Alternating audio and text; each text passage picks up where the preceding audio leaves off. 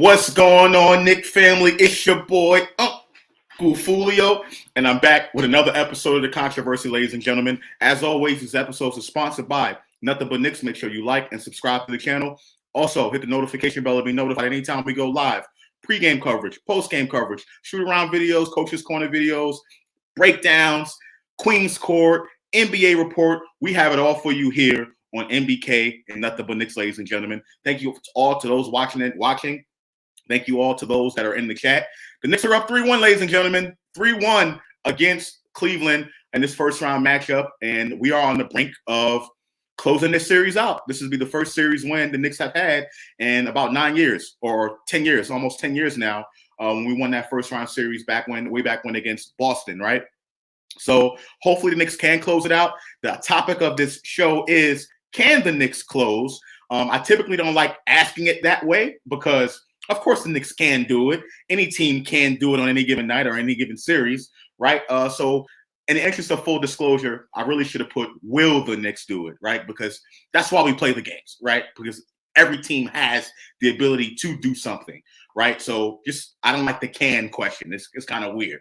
Here on today's show, I have a special guest. He is the host of the Clutch BBALL TV podcast, ladies and gentlemen. Does great work over there, ladies and gentlemen. You can look at the link in the description of this video to get a link to his content and get access to his Twitter if you want to hit him up about anything that we discussed today. Ladies and gentlemen, I have the one and only, my boy Noah from Clutch BBALL TV is in the building. Noah, what's good, my guy? How's it going?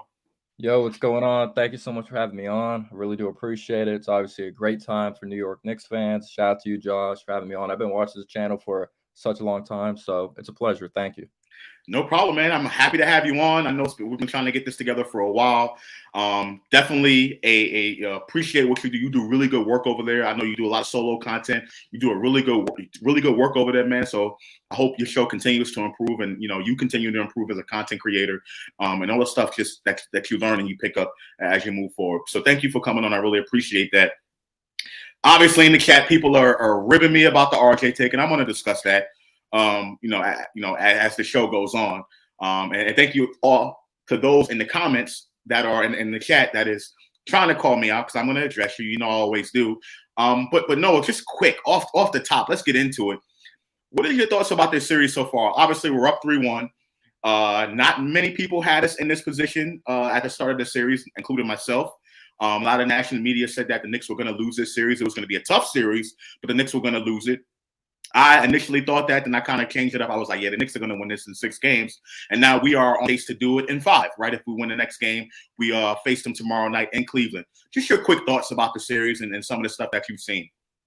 It's been an extremely physical series, at least for the New York Knicks. In Game 2, I felt that was the only game that the Cavs came out and were physical. And I thought the series was honestly going to go to 7. I had the New York Knicks in 7. Who knows? It could still go on to happen. Hopefully it doesn't get to the point where we're really stressed out and we're able to close this out in 5 or 6. But this team's just been playing extremely hard, and it's been unorthodox. Obviously in the regular season, Julius Randle has set the tone early on in the basketball games, and the bench comes in, they do their thing. Emmanuel quickly's obviously struggled offensively, you could say. I do think he's done a good job defensively in this series, and then Brunson closes it out and in the fourth quarter. But it's been an overall team contribution, and I actually thought we needed Quentin Grimes to really play well in this series from beyond the arc to win, because obviously you have Evan Mobley, you have Jared Allen in the middle. I'm like, we're going to have to be unpredictable on offense, and we're going to have to be able to knock down our shots from the outside. But it's been Josh Hart who's been gritty.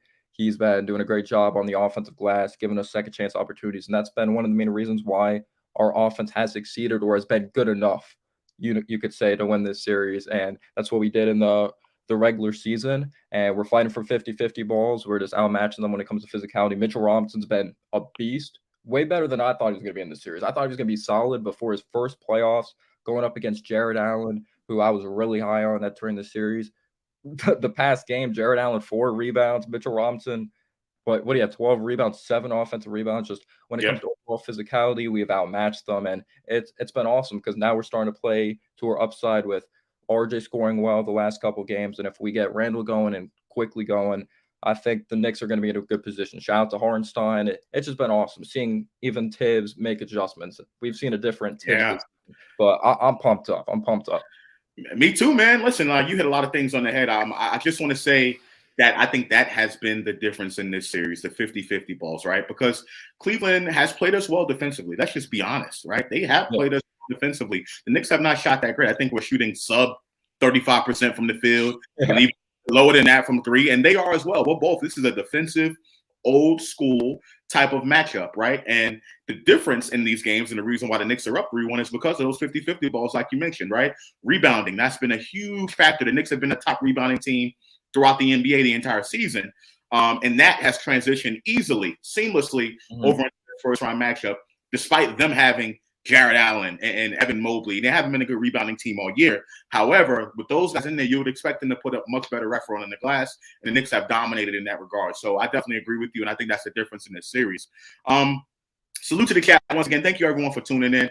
You know, I keep my shows to 45 minutes to an hour. So me and Noah is going to get in here, chop it up a real quick, and then get out of here. But let me get shout out to some people in the chat. Salute to the new Knicks City and Squad. Salute to you. Let's see. Nikki B from Harlem. What's good with you, my man? Lion of Judah. He says, I know we can end this series, but Randle has to do better mentally with his teammates and staff. Shalom. All right. We'll talk about Randle a little bit more. Mega NYK, salute to you. A Negro One, salute Josh and chat and guest. All right. What's going on? And for those who don't know, again, this is Noah from Clutch B-Ball TV. The link is in the description of this video. Definitely go check out his content for those who don't know. This is Noah from Clutch B-Ball TV. So thank you so much. Kevon Bergen, a shout out to the chat. Salute to you. And all right, let me get to some of this this other stuff. Charlie C, I told you I'll stop talking all that junk about RJ. Dude was screaming we only win in 35, 40 games preseason, and Jalen Brunson wasn't a needle-moving type player. Foolio, we need full apologies. All right, here's the thing. I'm not apologizing for anything.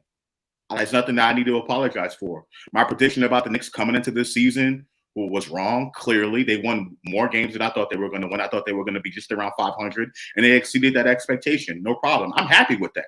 I'm cool with that. I have no reason to apologize. Now, in regards to this RJ nonsense, and Noah, this is what kills me about some of the fans, right? Yeah. They want to portray it and paint this narrative that if you are objective about a player or a topic in regards to the New York Knicks, that automatically you don't like it when the Knicks do well, and your objective opinion but doesn't kind of fit what's going on right now, right? So it's either or. And I've been recently, at least, I've been put in this situation where people are like, what you said about RJ? What you said about RJ? Acting like he's been doing this all year. And I was, and I had no right to criticize him at all. I mean, the guy was not playing that well. And even then, I didn't even criticize him that much. What I said was, I didn't expect much from him. He's not somebody I'm looking at to bring us home. That's not the type of player RJ Barrett is, and I'm not changing that take. I still stand on that take. Now, he's helped us in these past two games, get us up 3-1 when Randle hasn't been playing well. Cool. I'm with it. I love it. Yeah. Right? But let's not act like RJ Barrett has been doing this all season and you know, I was completely wrong and out of left field for you know, saying what I said about him. Okay. So cut the nonsense, cut the crap. All right. Listen, he's been playing well. He's still not a star, in my opinion. I don't think he will be a star in the NBA. I think he's going to be a good, solid player in this league. And just because he's had these past two games, that's not going to change my opinion. Right? He has not done enough, in my opinion, to change my opinion on that. Right? Does not mean I don't appreciate what he's doing now for us, and I don't appreciate the fact that the Knicks are up 3-1 in the series. So I just want to put that out there in regards to that. What are your thoughts about that? At the end of the day, we all want the Knicks to win. You can go on my channel. I've been wrong a million times, and I admit when I'm wrong. I think all of us have at least said something bad about Tom Thibodeau. Julius Randle obviously struggled in the playoffs, but I didn't think he was going to come out and average 25 and 10 this season. I didn't think he was going to be an all-star again, if I'm being completely real. I always talked about his basketball IQ and how it's holding him back and how is he mentally in New York. And obviously he's been unbelievable. Jalen Brunson, when we got him, I didn't say he was bad. I thought he was a solid player. Obviously, we saw what he's capable of in the playoffs. He was second-round pick coming out of Villanova. I knew he was like this gritty player who was good, but it wasn't a massive sample size because of Luka Doncic, and I thought of him as just this complimentary piece. We all thought he was a solid player, but we didn't know he was going to be this good. you're lying to yourself if you thought Brunson was going to be this good. You could be the biggest Correct. Brunson fan in the world, but if you thought he's going to play at an all-star level, good for you. But I didn't. I was wrong about a lot of things. And, I bet everyone was bashing Hartenstein at the beginning of the season. Everyone's loving Hartenstein now. So Yep. And that's how it works. You know what I'm saying? But people say, oh, you're less of a fan because you don't expect the Knicks to be this, or you don't expect the Knicks to be that. It's an objective opinion. Not many people thought the Knicks were going to be in the position that they are right now, and I'm one of them. I have nothing to apologize for. They obviously proved me wrong in that regard, and I will promptly admit that, but it doesn't make me less of a fan, right? And Jamel Henry says, would love to see you change up your words on RJ. You bashed him all season. Let's say I didn't bash him. I hardly said a word. When the topic about RJ came up, I backed out of the conversation as much as I could, because no matter what you do, you can say RJ is going to have an all-star season prediction. Oh, Josh, you're putting too much pressure on him. You're putting too much pressure on him. He doesn't need all that pressure on him right now. Let him continue to grow. So I was like, all right. And then when you say RJ is not going to be an all-star, you're bashing him.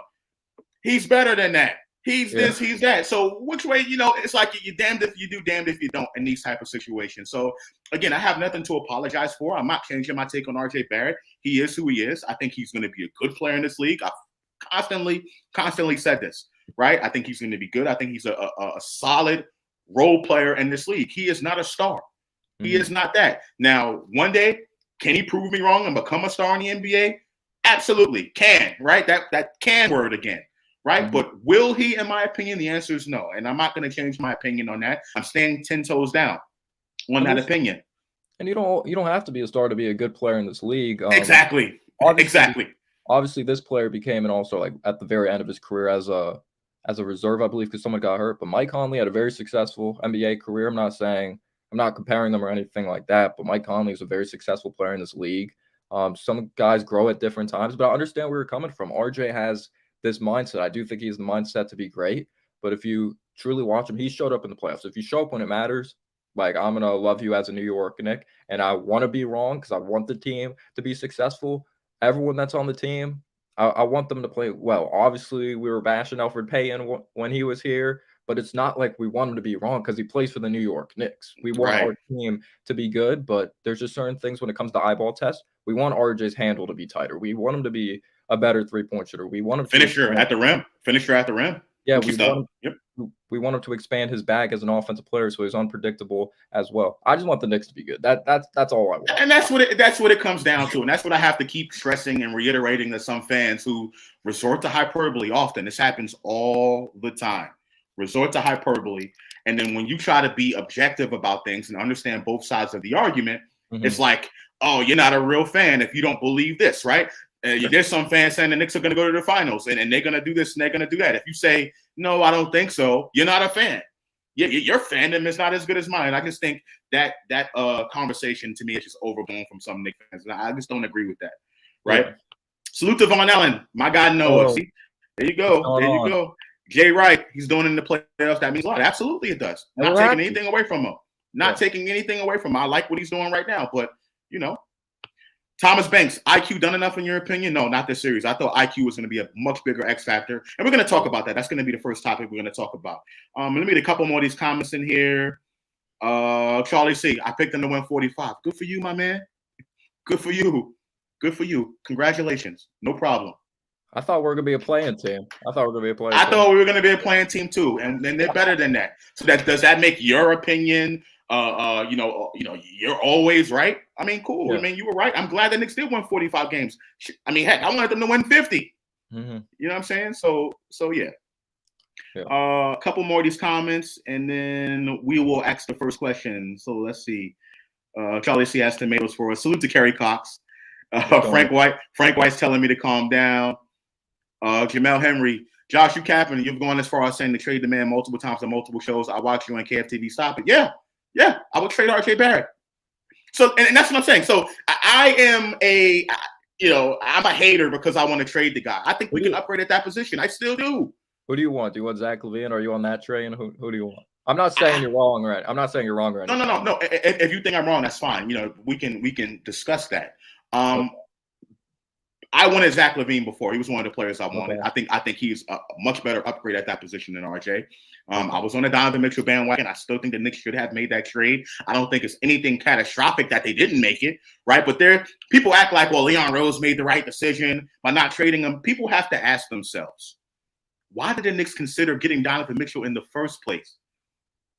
Like, he was right there. The Knicks are right there, right at the finish line, getting ready to make that deal. And the only thing that changed was protections on one pick. That was the only thing that did not allow that to happen. In the beginning, Adrian Wojnarowski reported that the Knicks were offering Mitch, Obi, and I think RJ, and 4 first-round picks. That was in the beginning. That was Wiley tweeted out in the beginning.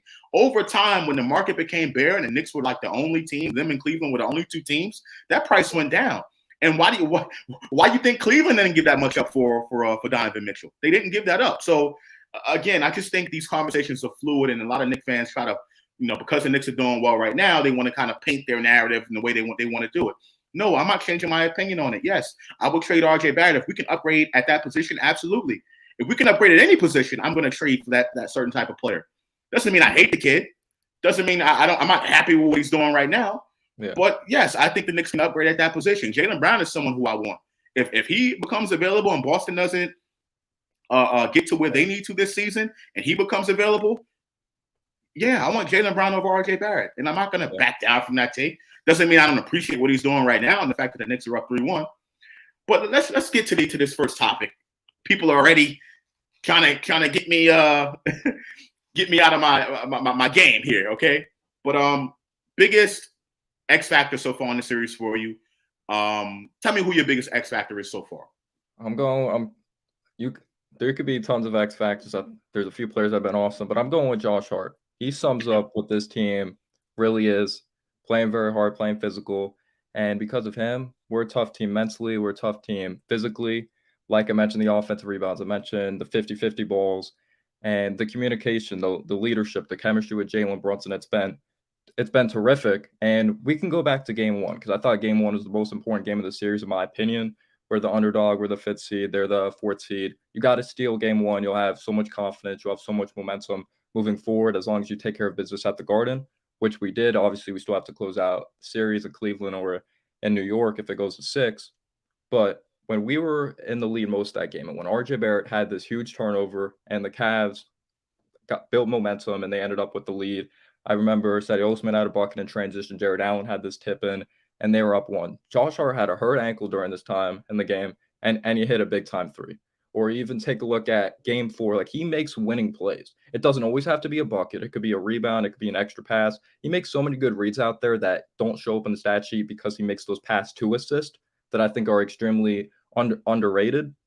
But in game 4 as well, when there's 2 minutes to go, we're up 7. Josh Hart just has to throw up this prayer from mid-range. It goes in. That was a big-time shot. You take a look at when there was 1:48 to go. When we're up 7, snags a big-time offensive rebound. He's able to kick it out to Jalen Brunson for a 3 as well. He's been mentally tough. He's been physically tough, and it just spreads upon the team as well.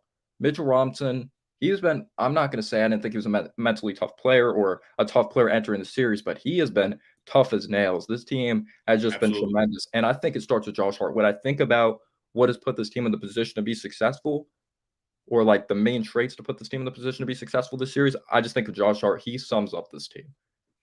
Yeah, I mean, listen, that's to me, that's an easy answer. Josh Hart has been the biggest X factor so far.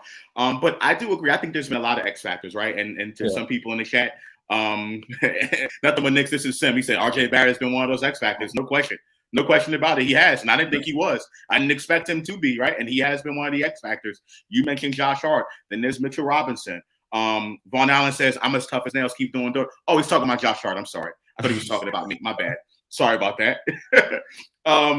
And Sim again says he's going to go with Mitch. His presence has been irreplaceable. I think all those answers are correct. Yep. But I'm going to go outside of all of that because I think those answers are obvious and you can argue for either one. I'm going to go Tom Thibodeau. I think Tom Thibodeau and his coaching has been the biggest X factor so far in the series, and I'll explain why. Game 1, obviously game 1, both teams are filling each other out, seeing what we're going to do. Jalen Brunson, goes off in that second half. He fouled out in the first half, goes off in the second half, right? Game 2, Cleveland makes the adjustment. What they do, they put Karis LeVert on Jalen Brunson. The Knicks get smacked all over the floor. They just got dominated, physically dominated in that game 2. But that was the adjustment that JB Bickerstaff made. Game 3, and Isaac Okoro only played the first 3 minutes of the game. He didn't come back in, in that game 2. Did not come back, and they put LeVert, and the game was over after that. So that was the first adjustment that Cleveland made. And I am on record, I know myself and Sam, we always say this, that changing up starting lineups in a playoff series is a sign of desperation, and it often backfires, right? We did it with Elfrid Payton. We took him out, put Derrick Rose in, and we didn't have any moves after that. To me, it hurt the Knicks' chances of winning that series, right? This one I thought was a little bit different because I think what they did, putting LeVert on Brunson, worked. Yeah. However, what the Knicks did and what Tom Thibodeau did in that following game 3 is why I say he's a huge X factor, because what they did was simple.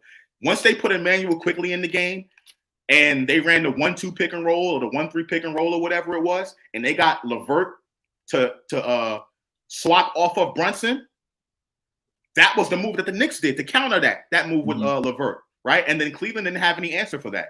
Right. And then RJ, he started knocking down his 3-point shots. He became a factor in the half court, which he wasn't doing in the first 2 games, knocking down that 3-point shot, becoming someone that Cleveland had to respect.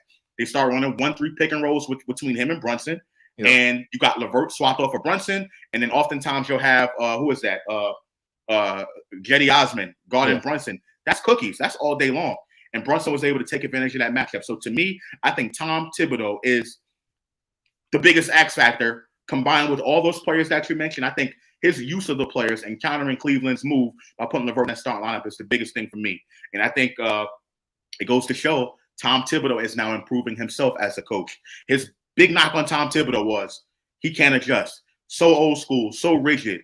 Does not put the players in the best position to win. He's stubborn. All those narratives that you constantly hear, and Tom Thibodeau has adjusted in this playoff series, unlike what he did 2 years ago. So to me, that's who it is. But I'm not saying you're wrong. I think you're correct. I think people saying Mitch is correct. People saying RJ Barrett is correct. I just think Tom, as the coach, putting these players in the best position, to me, I think he's the biggest X factor in my opinion. Yeah, that's a great one, because I was just thinking about the players, and I was thinking about the topics.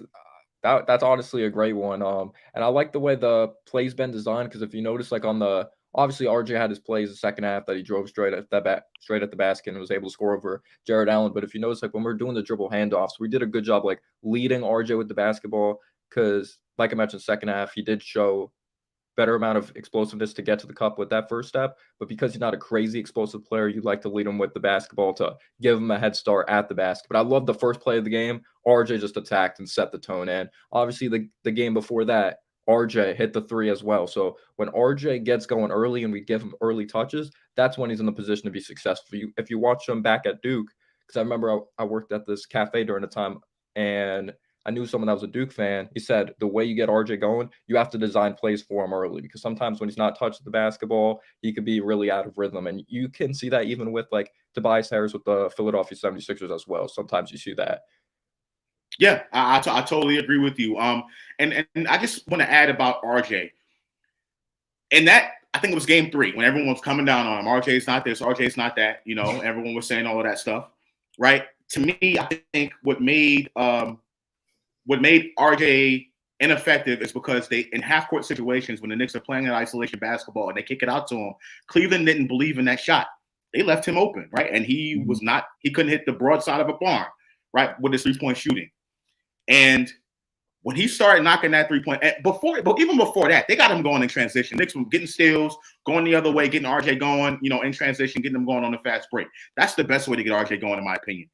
And that's why I've always been a proponent of putting him with the second unit, because that unit runs a little bit more. They're a little bit more active hands, active feet defensively, and they're not as stagnant. So they can get out and go in transition a little bit more. Quickly activates RJ Barrett. Josh Hart activates RJ Barrett. And in that game 3, his first 2 buckets of the game, I think, were in transition. Then he got that 3. Mitch got the steal, or the Mitch got the rebound somewhere on the baseline, kicked out to RJ, got that 3, and that was it. Boom. RJ was unlocked, right? And then we started getting him involved more in the half court, getting him in motion, right? And that's how you got RJ Barrett going. Now, back when I said I wanted RJ Barrett to play with the bench unit, oh, you hate RJ, you want to bench RJ. You know what I mean? So how that narrative gets spun. But I thought that was something that can unlock him, and I think, and he would benefit, and the team would benefit from that move, right? And that's what we saw happen. So I agree. I think, getting RJ in motion, getting him in movement instead of in the slow half court with his feet are flat-footed, so to speak, it's just best for the team, in my opinion. So I totally agree with that. Let me get to some of the comments here. Let's see. Let's say Von Allen. Tom has done great. Thought he could outmaneuver JB Bickerstaff. Critical of keeping Obi in instead of 30 was so key. He blew a few games going back to him or the starters. Forgot about that. Benching Julius Randle in the fourth quarter when he he didn't have it, and keeping Obi inside that game, and Obi played the entire fourth quarter, I believe, in that last game. Right. So I thought that was huge. And I'm not a fan of any player playing full quarters, but I thought that was huge. And I thought Thibodeau was going to go back to Randle, what he normally does for the final 5 minutes of the game or whatever. And he kept Obi in there. Right. So I thought, again, another great coaching move that Tom Thibodeau did that kind of went under the radar. Yeah, Obi did a great job on the boards. Like, that was the first time all season that I actually saw him stick his head in there and actually be physical and get boards. I believe that was a season high 8 rebounds. He did a really good job, and I even thought he held his own defensively. Because the thing with Evan Mobley, to give Randle credit here, because I know there's probably not going to be a lot of Randle credit going on. Randle's stronger, he's physical, he's more seasoned than an Evan Mobley. So when Mobley's looking to back down a Julius Randle, it's not going to be effective because it's only Mobley's second in the league. He's a good defensive player. Like, I really liked him coming out of USC, and he averaged 16 points per game for a reason in the regular season, but it's different constantly going up against a physical guy when you're trying to put up those hook shots, trying to put up those fadeaway jumpers. So, yeah, I thought Obi Toppin did a really good job in the fourth quarter. Shout out to Obi for sure. My absolute favorite controversy take: we need a superstar, we need a trade for Ben Simmons. Ouch. That is probably that take right there about Ben Simmons. That take about Ben Simmons, let's not own it. I completely own it. And I don't think anyone expected Ben Simmons to be in the situation that he is now. I don't know what happened. That guy just fell off the face of the earth. And it's unfortunate. I don't know what it is, what happened. I think his career was going to be great. This guy was a 3-time All-Star in his first 5 years in the NBA. All defense. You know what I mean? And right now, he has just been horrible. Right? So go ahead.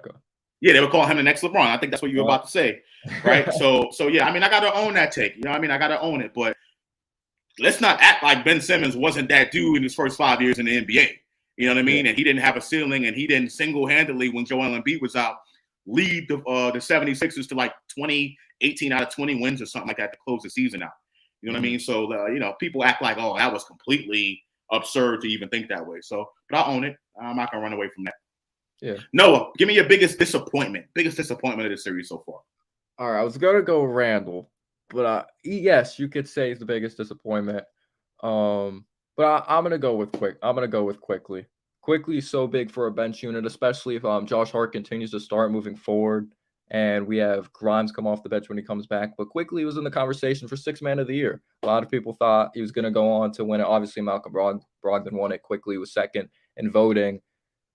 But Quickly hasn't done a lot offensively. I do appreciate what he's done when it comes to defense. But there's going to be games that you can't always count on. Like, I may eat my words in the future. You can't always count on Josh Hart to score 72 points, 92 points, right. On a consistent basis. We need Quickly to step up eventually when it comes to that second unit. But the Cavs did a good job, especially in game 1 and game 2. They were physical with him. They were throwing blitzes at him, and he didn't know what to do. And Quickly kind of went back to his younger habits of even earlier in his career. Obviously, still a young player, that he'll jump in the air, do this over-the-head pass, which results in turnovers. But right, yeah, what the Cavs did a really good job at was speeding him up. Quickly likes to play at his own flow, catch guys on his hip, go to that floater. But his shot hasn't been falling. He just hasn't been able to get into a rhythm at all. You could say Randle's the biggest disappointment, but I wanted to change it up a little bit. But Quickly finished the season, averaging 19 points per game. Last month, it was amazing, and I don't even know what he's averaging this series, but it has not been good offensively. So my biggest X factor coming into the series, and this is funny, Jeffrey Skills in the one conditional pick for Simmons. That's funny, very, very funny. And he's been, it's kind of sad, honestly. We talk about Ben Simmons, but here's what I will say: Quickly was my biggest X factor coming into the series because I believe his ball handling, particularly at the end of games, was going to be needed when Cleveland did what they did when they did that LeVert move, right? And even before the series, I was saying Quickly is going to be the X factor. So I want to say Quickly is going to be Quickly is the biggest disappointment so far. And normally I would say it under those circumstances. If you didn't mention him, I would definitely say Quickly. But for me, I'm going to say Julius Randle. And I think Julius Randle might be still dealing with that injury. We're going to talk about that next. But to me, I just think the looks that Julius Randle, even when he was hurt, if he is hurt, the looks that he's getting are still makeable looks, right? Yeah. Sometimes he doesn't give it his all on the defense. His energy just does not seem there. And oftentimes people, they criticize Julius, they want him to be more emotional, be more engaged, right? And then when he is more engaged and, he's very, demonstrative with the officials, or demonstrative with his teammates, he's too engaged, too aggressive, right? So Julius right now, I think, is kind of find that medium. What I can say about him is that he is doing a good job of not losing his composure. Mm-hmm. I think he has not been shooting well. He's still been, rebounding a little bit. Still has been, has some really good assists when teams are when Cleveland's been shading him. He has not lost his composure, and I think he deserves some credit for that. But he is the best player on this team, in my opinion, and he has not been getting it done. He's not been doing what an all-NBA player should be doing so far in this series. I expect that to change at some point. If not this series, definitely for the next one. So to me, I'm going to say Julius Randle, right? But we can go either way, IQ or Julius. But I'm just going to throw that part out there in regards to Julius. Do you think it's his style of play? What do you think it is? Because obviously he attempted 8 threes per game in the regular season, and he could have games. I'm not calling him a terrible shooter or anything like that, but we'll see games he hits 6 threes. Some he'll hit like 2 threes, but it's on like 10 attempts. But like you mentioned, some of these are just straight up wide open looks that you knock down off of good looks. But yeah, he only shot like 33% from 3. It wasn't like at a high clip. So that kind of did concern me entering the playoffs. You got to knock down the threes, and you have Jared Allen and Mobley in the middle. So it's tough, though. It is tough. I know Randall was getting a lot of hate last game when a core was blowing by him, and I'm not making excuses for him. His ankle may not be good, and I do think he's been fine in the interior defensively. There's sometimes that he let Mobley go to the dunker spot, and when Mobley's driving the dunker spot, I feel that's when the Cavs are at their best because he's limited as an offensive player. But let's also realize Okoro coming out of Auburn, like he's a really good athlete as well. He's a fast player. He's not a good shooter, but he's really good at cutting without the basketball, and he's really good at driving to the basket as well. But Randall needs to be better. He averaged 25 and 10 in the regular season, and we thought it was going to be different. We have Brunson this time to take pressure off of Randall. RJ's figuring out. Now it's on to Randall. If we want to reach the ultimate ceiling, we need Quickly to step up. We need Randall to step up. It's I agree 100%. So let's go on to the next question. Let me ask you, do you think Randall is still hampered by the ankle injury? Thibodeau mentioned it in the press conference. He said, Julius is our engine. He's our guy, right? Mm-hmm. So, but he also alluded to the fact that Julius is still maybe injured, right? And he said, quote, many players in the NBA would not be playing if they were in Randall's situation, right? So do you think that Randall is still hampered by that injury? Do you think Randall, he had a lot of time off, right? Yeah. It was a nasty injury when we saw it, but do you think he's still hampered by the injury? Let's start there. It's so hard to answer this. Obviously at the Garden, I noticed not all of his shots were short. A lot of them were short, though. Obviously, I never had an ankle injury in basketball career, but maybe he's getting less lift. I'm not trying to make excuses for him, but maybe it's harder to get like more lift on your jumper when you have a hurt ankle. It can come down to things like that. But we saw the first game he played. To me, the best offensive basketball he played in the playoffs was the first half of game 1. Right. He was knocking down the shots in that game. Yeah. So I was so confused when game 2 went on to happen. He just looked rattled. He looked lost. He would dribble in the paint, not know what to do with the basketball. Like, how many times have we seen this when he's outside on the perimeter? Sometimes it's open shots, sometimes it's not. He pump fakes. I'm like, I understand you're trying to be unpredictable, but sometimes he gets in the middle, gets in mid-range, he jumps in the air, and it results in him like a turnover or just a very sloppy play. And game 2 obviously was the worst with the turnovers, the shooting from the outside, only made 7 threes. But then we also saw in game 3, he drove down the middle, had this crazy dunk, or also when he was in the corner, he drove really strong and drew a foul. So we do see that he has the capability of dribble penetrating, but it is tough still with Jared Allen in the middle. Right. Maybe it comes down to watching the film and really figuring out the defense, because we've seen RJ drove at Jared Allen. He drove at Evan Mobley, and Julius Randle's obviously a bigger player, but maybe he doesn't trust his ankle right now. Maybe he does. Maybe he's scared to drive in the inside. But if you're good enough to play, you have to leave it all out there on the floor. I'm not trying to be like selfish as a fan or anything, but if you're good enough to play, give it your all. And Yep, absolutely. I think it comes down to being smarter as a player, being more decisive. And I do think he looks hesitant on some shots. He just has to play better. He does. Yeah, I mean, listen, I'll say that you hit the nail right on the head when you say that maybe the ankle thing isn't a problem, because the first game he came back, or the first game of the playoffs, that first half, he was doing this thing, right? Aggressive, didn't look as nonchalant, as tentative. He was aggressive, getting his shots off, and he was making it in that first half. And then since then, he hasn't been really doing much. So it's really difficult to say that if it's the ankle injury. Now, there is something as maybe him playing on it and it getting worse over time, that may be a thing, possibly a thing, right? It's hard to say. Tibbs has mentioned this, so I'm going to take Tibbs' word for it. And I think what Tibbs can do in that situation is limit his minutes. Obi has been playing well. Give Obi a little bit more minutes. You know what I mean? Let's see him out there on the floor. The team tends to move the basketball a little bit more while he's out there. And if it's working and the team is generating some offense from it, I have no problem with it. Now, Obi is not going to replicate Julius's production. Mm-hmm. Not going to happen. Not going to happen whatsoever. The team is going to play a cleaner style of basketball, but from a production standpoint, Obi is not going to replicate Julius' production. So let me just get that out the way. However, I think by leaving Julius Randle out there on the floor, it is the diminishing returns that you have to worry about. And I think that's what we're seeing now.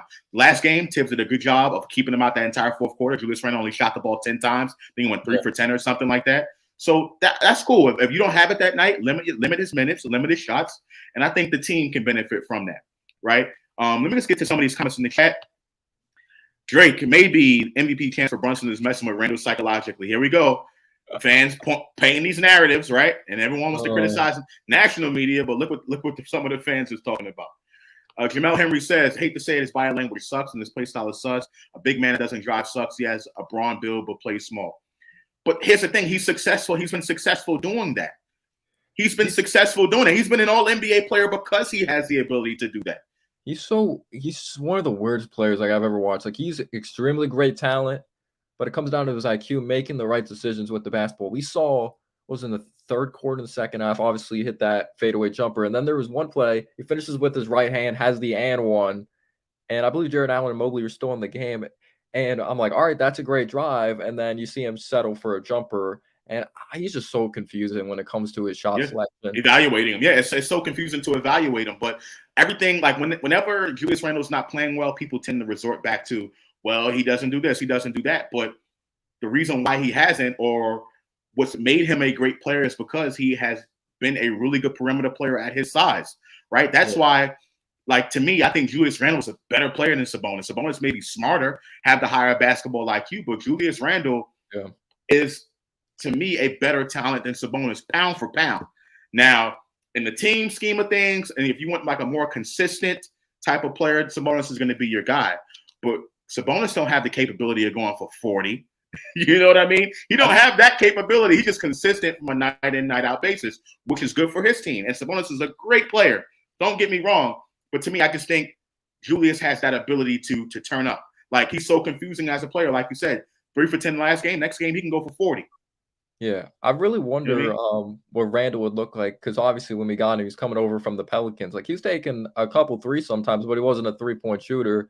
So I wonder what Julius Randle more on the block would be, because this is another thing. Yeah. Their builds are different, but this would piss me off because Porzingis, extremely talented player. He's 7'3", not as strong as Randle. I'm tired of the shooting over guys, shooting over guys. There's I remember a play, even if you don't post them up, try to use your physicality and go by him. When Darius Garland was on Randle one time, I'm like, why are you passing the ball? Look to be aggressive, or give it up to Brunson and try to go on the block or something and take advantage of the mismatch. I don't know. I just hope Randle plays better. Maybe it's a mental thing. Maybe it is but then at the same time, we got Brunson. We thought that was supposed to take the pressure off of him. RJ starting to figure it out as well. I think things are going to change. This Knicks team is constantly changing and evolving. I think RJ for most of the season, RJ Barrett wasn't playing the way he played in those last 2 games, right?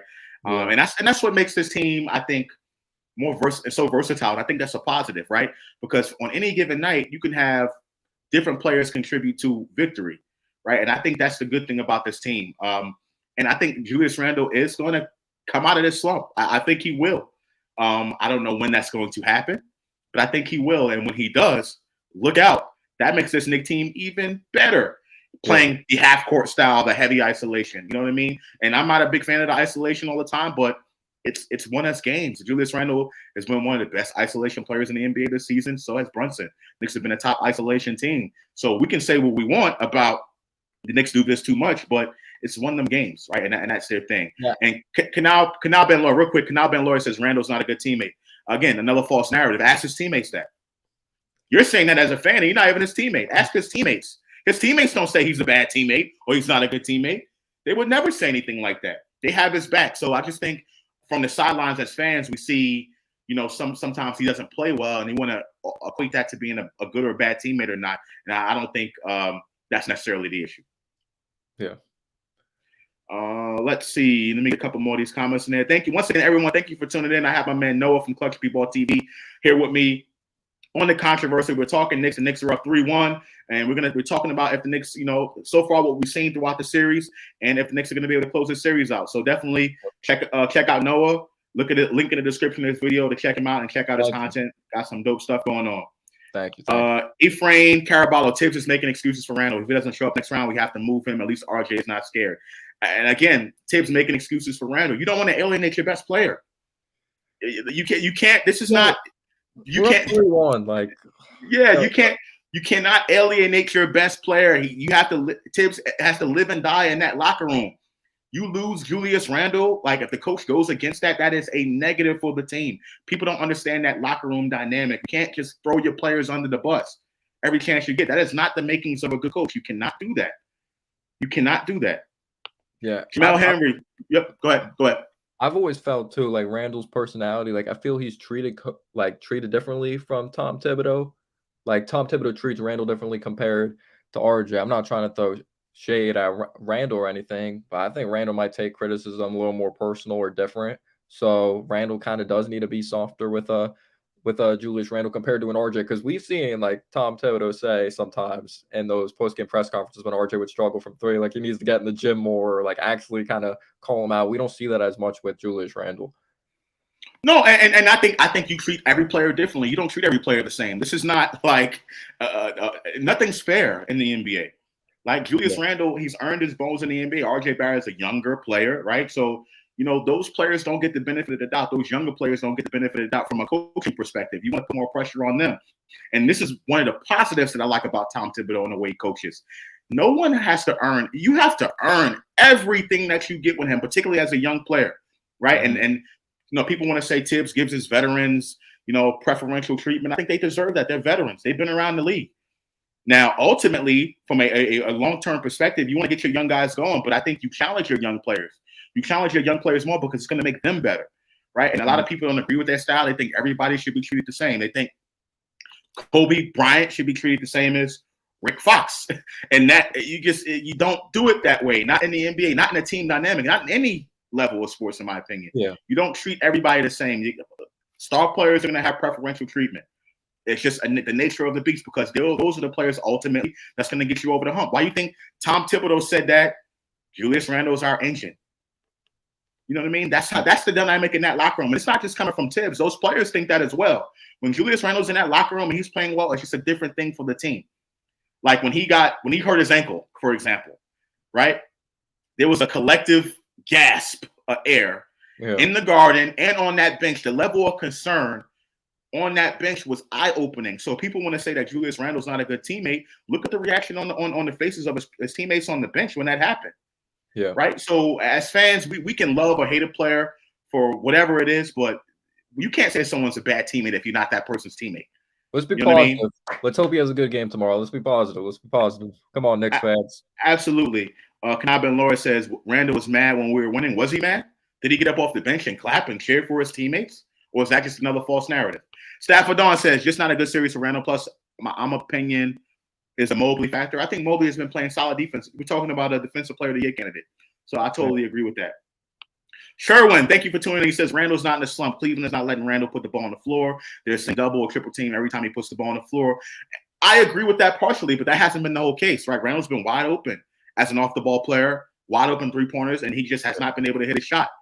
Some shots go in and out, but he just hasn't been able to hit a shot. It's a similar thing with RJ. When RJ wasn't doing that, it's just that RJ has never been consistent as a shooter. Never. Randle has at least been consistent and then has these little slumps where he goes, he's not shooting the ball well, but, that's just how it is. All right, so let's go to the final question and the final topic of the day. I want to know from you, what do you think the Knicks need to do to close this series out? What do the Knicks need to do to finish this off tomorrow in Cleveland? What are some of the things that you think the Knicks need to do and have to do in order to close? All right, so I think we really need to be physical early. We have to make sure that they're not confident, because if you give them any sign of hope, you just don't want to do that, especially with young players. Darius Garland's a young player. Evan Mobley's a young player. The last thing we want is young players playing with confidence, so we have to continue to be physical with them. The bench needs to continue to step up, and it's okay if the points aren't there, because our bench was better, or our bench was outscored last game. Okoro and Sadie Osman had more points than Hartenstein, and even McBride came in for a little bit, Obi Toppin, all those guys combined, but we out-hustled them and we made more pivotal plays. Like, the most underrated play, in my opinion, of the game is when Hartenstein, when the Cleveland Cavaliers were going on a run. Darius Garland was amazing that third quarter when Hartenstein blocked Okoro going baseline, and Hartenstein came up with a huge block, leading it to RJ, and we get the lead back. So we're going to continue to need those momentum plays. We're going to have to continue to rebound well, keep Mobley out of the dunker spot, because, like I said, he's limited as an offensive player at this point of his career. And I want to thank JB Bickerstaff for continuing to start Karis LeVert, because their bench sucks. Their bench is awful. I thought that was a big mistake, especially last game when Josh Hart got the start over Grimes because of the shoulder injury. In that game, I would have had LeVert come off the bench and try to take advantage of our bench personally, but continue to take advantage of the bench. Make sure Sadie Osman doesn't get any confidence, because he's a solid three-point shooter. He's not been shooting it well from the outside. Don't try to make this a three-point battle. There's been some terrible shooting in this series. Like, the three-point shooting just hasn't been there at all from both teams. And I'll just really try to get in their jerseys and try to make sure they're not confident. And I can't believe we go this entire live stream. We don't even talk about, like, Donovan Mitchell once. So didn't even mention his name, right? Yeah. So Josh Hart continue to get up in Donovan Mitchell's jersey. What was it, last game? He forced Donovan Mitchell into 4 for 14 shooting. Just Josh Hart individually defending. Donovan Mitchell, Josh Hart's done a tremendous job on the defense side of the basketball. Just don't give them any confidence. That's the main thing. It's all mental at this point. You're up 3-1. You want to continue to be the more mentally tough team and physically tough team.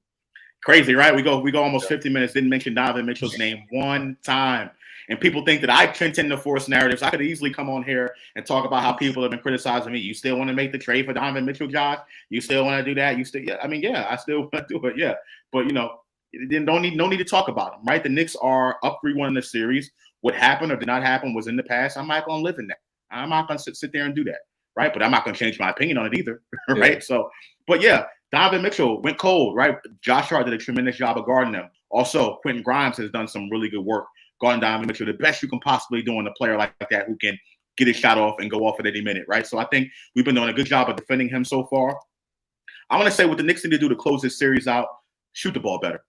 We've had a lot of open opportunities, Grimes especially. I mean, man, Quentin Grimes, when he gets going, I mean, this team is just – they're so dangerous because that's their ability to spread the floor. They can spread the floor with him. His shot – oh, man. So, to me, hopefully he plays. Let's get that out the way. I want to see him play. And if he can start knocking some shots down early, I'm going to see Emmanuel quickly get going, knocking some shots down early, not playing tentative and timid. Get some shots up, knock those shots down. If we can do that, to me, I think we close the series out in 5. What is your prediction for Game 5, by the way? What do you think is going to happen? I think the Cavs are going to obviously come out very hungry. They're going to come out very desperate. They're going to obviously want to be that team that comes back 3-1. There's a few teams that are down 3-1 in the playoffs. It's kind of crazy right now. I'm going to say we win this one. It's going to come down to the wire, but Jalen Brunson is going to continue to do what he does. And I'm going to say Randle steps up. Randle plays in the fourth quarter. He plays well. And maybe it happens, maybe it doesn't. But Knicks 1 to 5. Okay. 1804-2 saying, why would you trade for a playoff no-show? My guy, it's the first round. Relax. Calm down. It's the first round. Chill. Hold your horses, man. Like, oh, my goodness.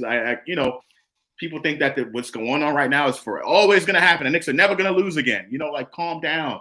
There's still a whole lot of like the series is not over yet. The job's not finished, right? Yep. There's a reason why the Knicks are game planning for Donovan Mitchell, because they know he can go off at any minute. You know what I mean? He scored. Him and Brunson, they went toe for toe in game one, right? It's just the Knicks. The Knicks had to have the better team, and but Mitchell, they went toe for toe. 38 in the first game. Yeah. Come on. That's not. Let's be real. I think if I had to put a prediction on tomorrow, I'm going to say it goes back to the Garden. I think we win at the Garden. I'm going to stick with my prediction before the series started. I think the Knicks are going to win this in 6 games. I think the pressure of Madison Square Garden is just too much for the Cavs to overcome at this point. I think Darius Garland has not been consistent enough. Donovan Mitchell, we have to game plan for him, no doubt. But to me, Darius Garland has not stepped up enough, in my opinion, in order to help the Cavs win. So I'm going to say the Knicks are going to, I think the game will be close tomorrow in Cleveland. And I think the Knicks will probably lose it at the end. But then I'm going to say we go back to the Garden and we blow them out on home floor. Regardless, we win the series. 5-6 games, we win the series. Hopefully, Julius Randle can be able to knock his shots down early. He's a first quarter type of player. Hopefully, he can get going in that first quarter, knock some shots down early. And I think if we do that, and either game 5 or game 6, we'll win. You know what I'm saying? But key to me is for us to be able to knock 3-point shots down. Please knock these shots down. We gotta win in 5 or 6. Gotta win it. If I'm not even trying to mention. Yeah, don't even mention it. Don't even mention it. We have a 95% chance of winning this here. 95% chance. The other 5%. We're winning this thing. We're winning it. We're winning. All right. Quick opinions, though. Now, you mentioned it just a second ago. You talked about there's been a lot of surprises, right? A lot of teams that are up 3-1. The Lakers are up 3-1 right now. And our next opponent, if we win this series, Miami Heat, the Miami Heat are up 3-1 on Milwaukee. What if, and I know job's not finished for us yet, but, all of us fully expect the Knicks to win this series. But what if Miami can close out and take care of Milwaukee, and then we're looking at Knicks Heat next round? What do you think about that? Just give me preliminary thoughts. Preliminary.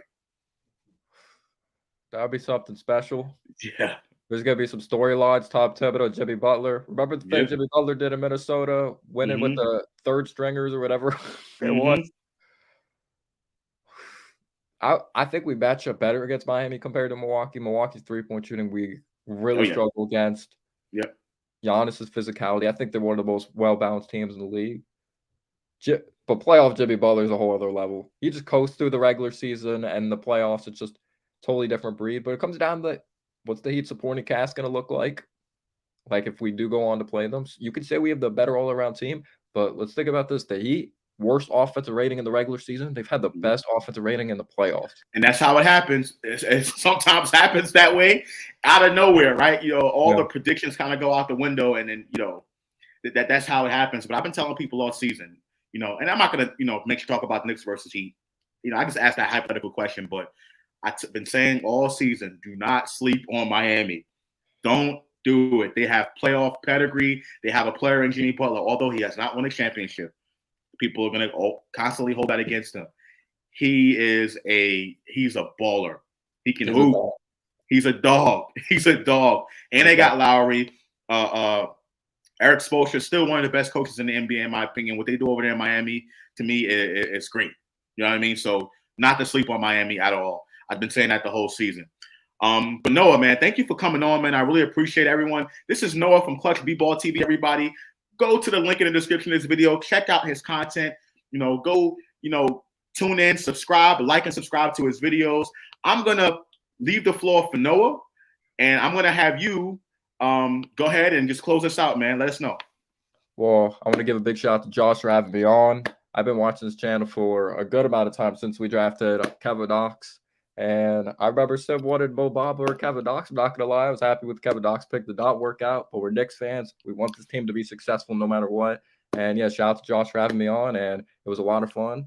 And, thank you guys. Shout out to all of you guys. Let's go Knicks. There you have it, ladies and gentlemen. Noah from Clutch B-Ball TV. Listen, everyone, thank you for tuning in. Please leave your comments in the description of this video. I read the comments, so anything negative or positive you have to say about me, I'm still going to be able to read it, and I'm still going to respond to you, right? So if you have any comments, if you have anything that you want to say in regards to this video and this pod, by myself and Noah, please go in the description of this video. Go in the comments and put them down there. I'm going to read them, okay?